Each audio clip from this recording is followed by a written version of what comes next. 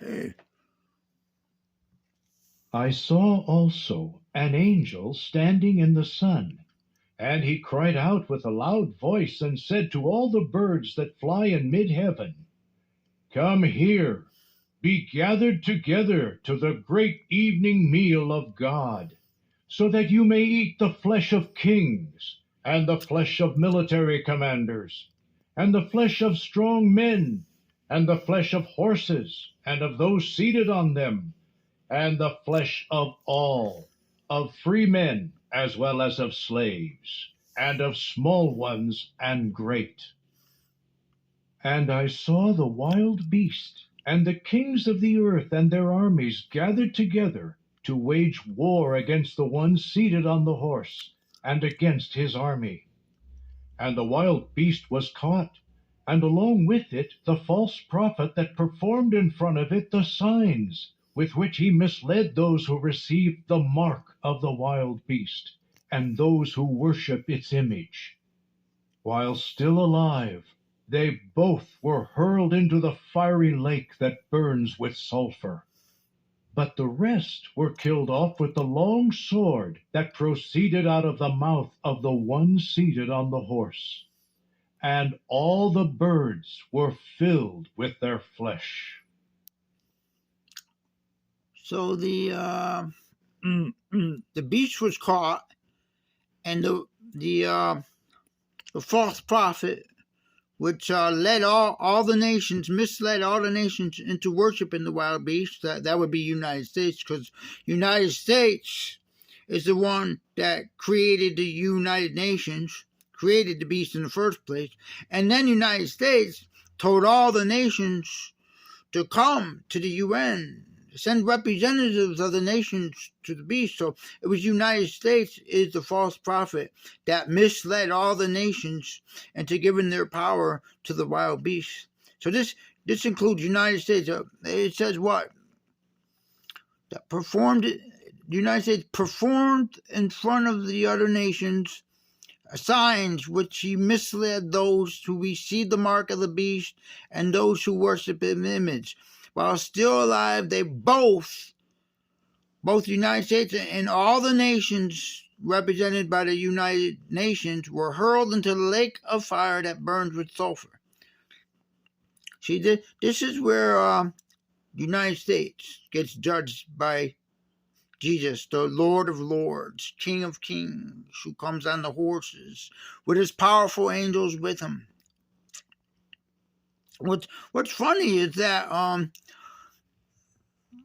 Jesus doesn't take the first shot at them. They try to stop Jesus, because Jesus is going to protect. Jesus comes down to protect his people, Jehovah's Witnesses, and the governments, after killing all religion, will notice that there's one more religion that's still operating worldwide, Jehovah's Witnesses, and they will try to destroy us at the same time. So they're responsible for their own death. It's United States and the rest of the world and the beast that gather together. They're being gathered together by the demons, says Revelation chapter 16, verse 14 through 16. By the demons gather those nations together to come against Jehovah's Witnesses and try to destroy them too. But their plan doesn't work. And it turns out Jesus protects Jehovah's Witnesses and invites the birds to come and eat their corpses after he turns their eye sockets and their tongues to dust right in their mouth. Right in their mouth, their tongues going. And this symbolizes the eye, the destruction of the eyes means, what are you doing looking at my people? Jehovah's saying, how dare you look at my people? So that's why their eyes turn to dust. And how dare you speak horrible things about me and horrible things about my people? And that's why their tongues get turned into dust. It's symbolic that you shouldn't be speaking things you don't know. You don't have the authority to judge. The United States and the UN doesn't have the authority to speak about Jehovah, about Jehovah's Witnesses. they never had the authority. They think and imagine they do, but what happens? For they're judging Jehovah's people and stuff, trespassing against Jehovah's authority. They are fed, their bodies are fed to the birds as an insult to them. And it's not Jehovah's Witnesses that insult them. We're just messengers. It's Jehovah is challenging the UN. Jehovah is challenging the United States, not Jehovah's Witnesses. We don't challenge nobody. Jehovah is going to challenge you with his son, Jesus Christ, at the Battle of Armageddon. The one who has a name on his thigh written King of Kings and Lord of Lords.